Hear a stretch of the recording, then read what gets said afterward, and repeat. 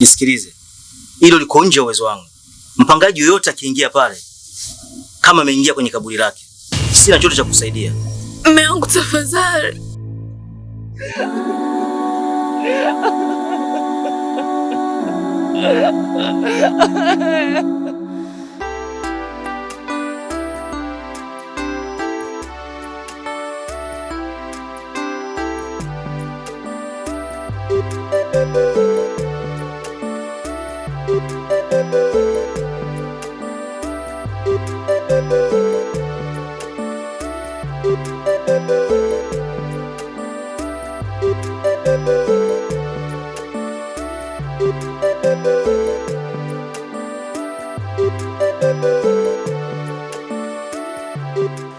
Niambie. Yaani uliponiweka hapa nikadhani hautokuja. Hapana, ningefika tu. Sema tu nisamehe kwa kuchelewa. Usijali kuhusu hilo. Kweli. Niambie. Nataka kukuambia basi nilikuwa miss. Kweli? Unajua nini gani? Mimi pale ninapokaa nadaiwa kodi. Kwa hiyo nikasema sasa kweli lazima nipite nikwambie. Naomba unisaidie. Na ulikuwa unadaiwa shilingi ngapi ya kodi? Nadaiwa kama 200,000. 200,000. Basi hana shida, tutakia hiyo. Lakini nataka nikuulize kitu. Utakuwa auto siku leo? Yes, why not? Nimekuja kwa ajili yako. Nafurahi kusikia hivyo.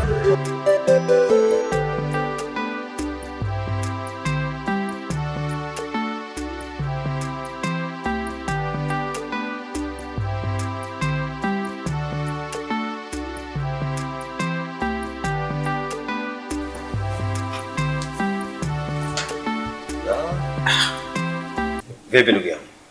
Safi vipi ndugu yangu? Fresh kama kawaida. Safi, mambo anasemaje? Fresh, naona umetulia. Nimepozi hapa na kula pepo. Sasa, hivi huyu jamaa wetu Target yupo kweli? Maana na siku kama ya 2 au ya 3 hivi sijamuona kabisa. Hawatakuwa wamesafiri. Nadhani atakuwepo. Maana na siku kama ya 3 nikitoka nikiwa naenda mishi zangu, nikirudi nasikia maneno dirishani kwake mtu anakoloma. Siku ya 3 mtu anakoloma? Yeah.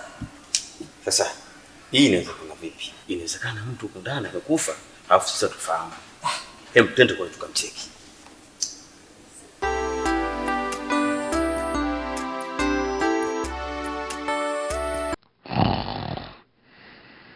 Unamsikia? Unamsikia mwenyewe. Unamsikia? Bwana kweli anakoloma. Oh, Target. Oh, Target. Oh, Target. Target. Ina maana wewe si rafiki yangu mimi. Wewe Target wewe. Target. Oa. Target. Dharau sasa hizo mwanangu. Dharau hizo Target wewe. Wewe unamsikia mtu anakoloma kabisa. Sasa kukoloma gani? Oa mzee baba. Mzee baba. Masiara sasa. Saa 8 rafiki yangu nakoloma. Wewe Target wewe. Target. Uso la raji.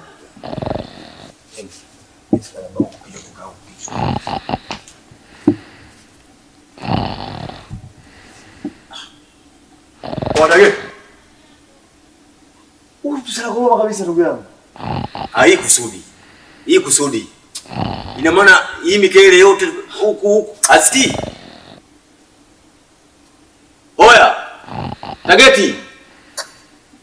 Bwana kwa kusudi bwana. Ina maana kwamba tusikii mikele yote. Nisikilize.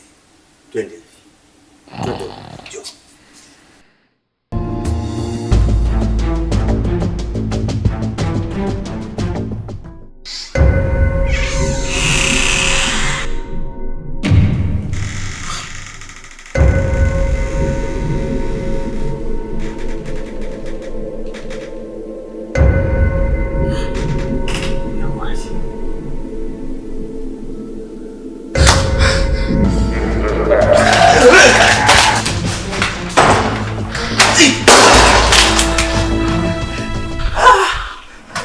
Mama! Nini kile? Mimi sielewi ndugu yangu. Kama mapicha picha hivi. Inanivuruga. Jibu. Sasa Target atakuwa wapi? Na tumemsikia ndani akiwa na koroma. Yaani iko ndio kinaniumiza mimi akili yangu. Sielewi.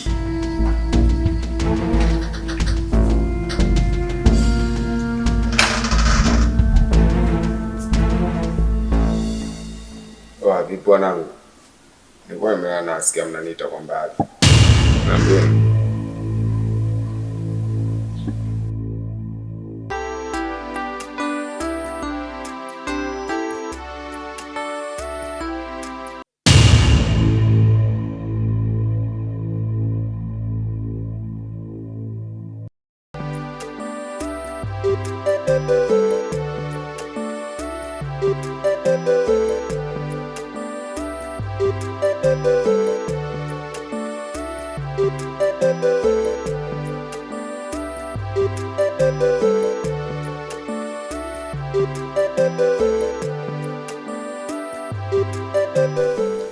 Kwa hiyo kaka, inamaanisha mimi nimelala siku 3 kweli? Wewe acha ndugu yangu. Yaani sielewi. Siku 3 hujaamka, siku 3 hujaamka ndugu yangu. Na tena kama tukikuacha leo, ingekuwa siku ya 4 ndugu yangu. Si tuna kitu gani? Kwa hiyo sasa mimi ningekuwa nimekufa au nimefanyaje? Yaani kufa hujafa. Ndio maana ulikuwa unakoroma. Ila hii nyumba kivungumkuti sana sasa.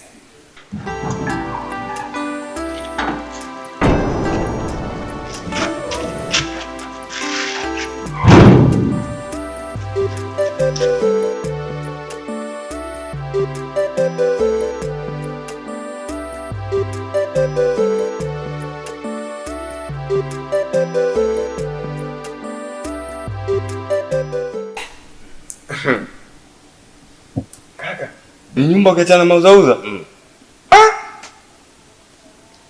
Malaya. Sasa usiende. Maana tupo wengi sasa. Kaka, ila mpunguze. Sasa huyu jamaa kampata wapi? Huyu midevu kama Yesu. Wewe Chageti. Labda nikwambie kitu kimoja. Unajua hapa tauni kila mmoja na mipango yake. Ushaelewa? Unafikiri kitu gani ambacho kinawakashangaisha mara wengi huyu kesho ingie watu kodi ndio mtihani. Ndio maana kila siku wanawakata watu. Alafu hata wewe ukitaka kuwakata unawakata vizuri yani. Kuliko unaendelea kuwabaka watu. Kaka tafadhali. Koma, kaka nakuheshimu. Maana kila siku kubaka isha kuwa kama kesi Ndio kazi.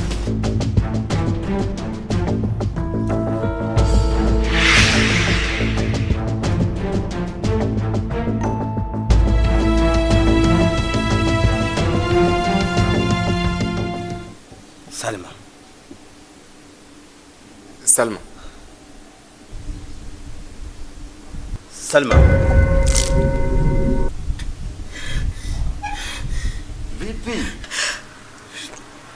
Shamba ni kwangu umejaa maji. Umejaa maji kila kitu kinaelea. Si wenyewe tumezama. Nimekunywa vikombe.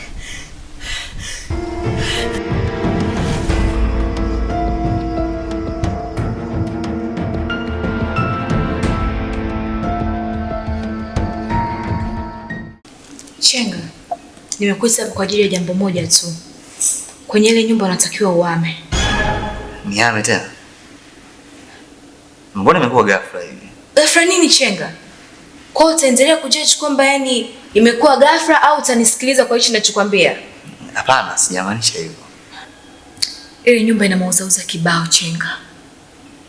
Kila baada ya miezi 6 wapangaji wanakufa.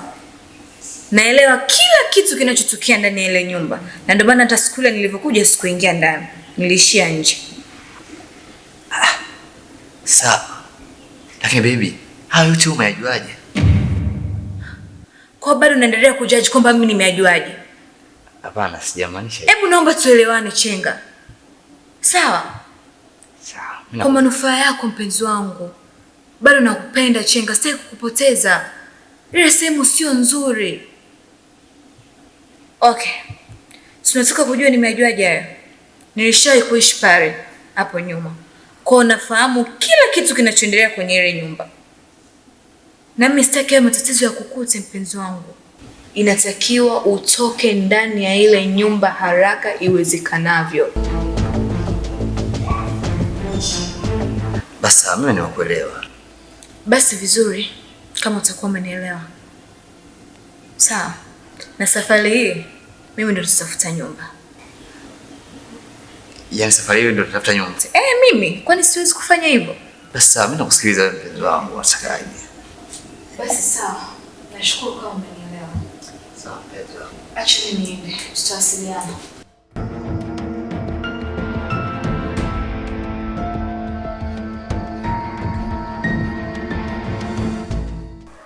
Jamani, simu zimekuwa nyingi sana. Kila mtu anapiga simu kwa muda wake. Nataka nijue shida ni nini. Dalali, simu lazima zitakuwa nyingi tu. Tusikize kwa umakini. Sisi tuna shida na baba mwenye nyumba basi, au mengine sisi hatuhusu. Kwa mimi ninavyofahamu, hii nyumba mnaishi vizuri. Si ndio? Kama mnaishi vizuri, baba mwenye nyumba wa nini? Kiukweli ndugu yangu, vitu tunavyokutana navyo sisi humu ndani, hata ingekuwa wewe, haiko sawa kabisa. Halafu tokea tuhamie katika nyumba hii, hatujawahi kumuona baba mwenye nyumba wala kumfahamu. Hayo yote tuyaache. Lakini ni heri umuite baba mwenye nyumba. Huenda akajua mambo ambayo yanatokea humu ndani ili aje hayaweke sawa. Humu ndani hakupo sawa bro. Hakupo sawa humu. Hapo ni kazi. Na kama hujamleta baba mwenye nyumba hapa, sisi tunahama. Na kama anatudai hata mwezi mmoja tu, hatutomlipa hata shilingi 100. Hapo nadhani umenielewa. Yaani la muhimu ni kwamba utuletee baba mwenye nyumba hapa ili aje atupe majibu ya hao matukio yanayotukuta humu ndani. Tumechoka.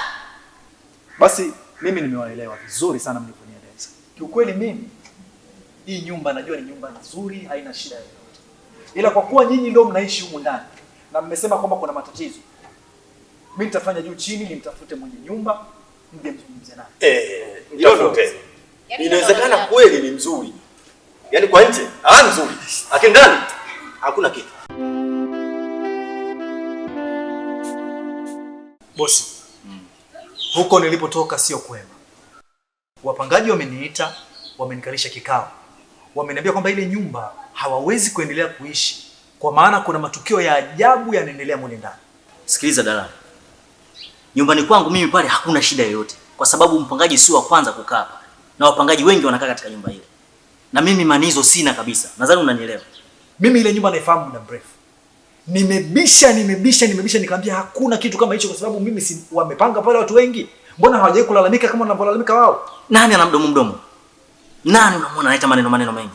Bosi, kwa kifupi ni wote. Yaani nyumba nzima ndio wameniita kikao.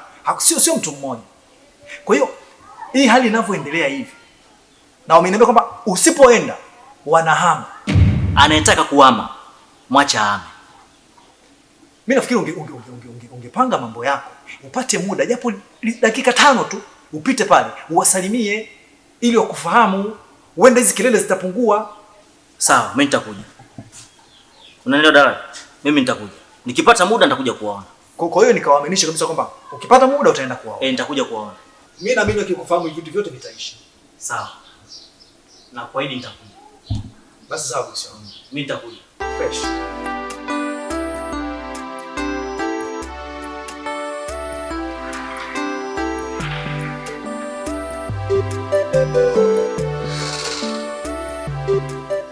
Vipi mpenzi wangu? Nyumba umeshapata? Sawa. Kama tulivyoongea mpenzi wangu, mimi nipo tayari kuhama. Ndio. Basi sawa. Sasa na vipi kuhusu vyombo vyangu? Utaniachia usafiri? Basi sawa. Nimekuelewa.